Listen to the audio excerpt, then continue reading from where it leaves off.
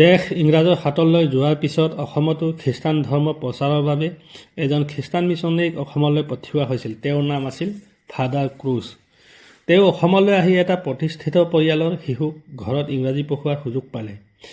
এই সুযোগ পোৱাৰ লগে লগে পেষ্টৰে পৰিয়ালটোক ভালদৰে নিৰীক্ষণ কৰিবলৈ ধৰিলে। অলপ দিনৰ পিছতে তেওঁ উপলব্ধি কৰিলে যে সেই ঘৰৰ প্ৰকৃত প্ৰভাৱশালী শক্তি হৈছে শিশুটিৰ আইতাক।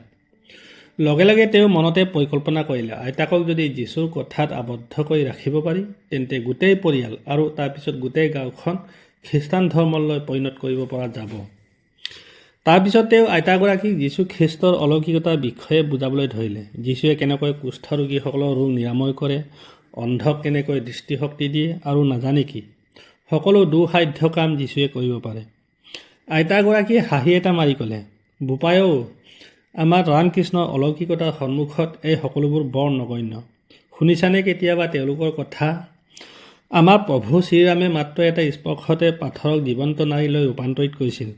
প্ৰভু শ্ৰীৰামৰ নামৰ প্ৰভাৱ ইমানেই আছিল যে আগতে শিলবোৰেও পানীত উপঙিছিল, এতিয়াও উপঙি আছে। প্ৰভু শ্ৰীকৃষ্ণই এটা আঙুলিৰে পৰ্বত দাঙি সমগ্ৰ গকুলবাসীক ৰক্ষা কৰিছিল প্ৰলয়ৰ পৰা। কিমান যে অলৌকিকতা আছিল তেওঁৰ।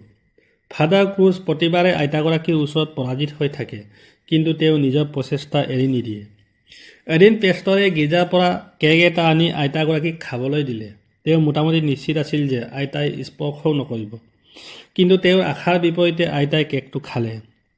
এই কথা দেখি পাষ্টৰৰ মুখত জয়ী হোৱাৰ আনন্দ বিয়পি পৰিল। তেওঁ ক'লে, মা, আপুনি গীৰ্জাৰ প্ৰসাদ খালে, এতিয়া আপুনি খ্ৰীষ্টান হৈ পৰিল। আইতাই কাণ দুখনত ধৰি ক'বলৈ ধৰিলে, ঐ বিধৰ্মী, এদিন তুমি মোক কেক খোৱালা, তাৰপিছত মই খ্ৰীষ্টান হ'লোঁ, আৰু মই তোমাক প্ৰতিদিনে মোৰ ঘৰৰ পৰা খাদ্য দিওঁ আৰু তুমি খোৱা, তেন্তে তুমি কিয় হিন্দু নহ'লা? তুমি প্ৰতিদিনে এই চিৰন্তন ভূমিৰ বতাহ পানী সেৱন কৰা, তুমিতো কেতিয়াবা হিন্দু হ'ব লাগিছিল।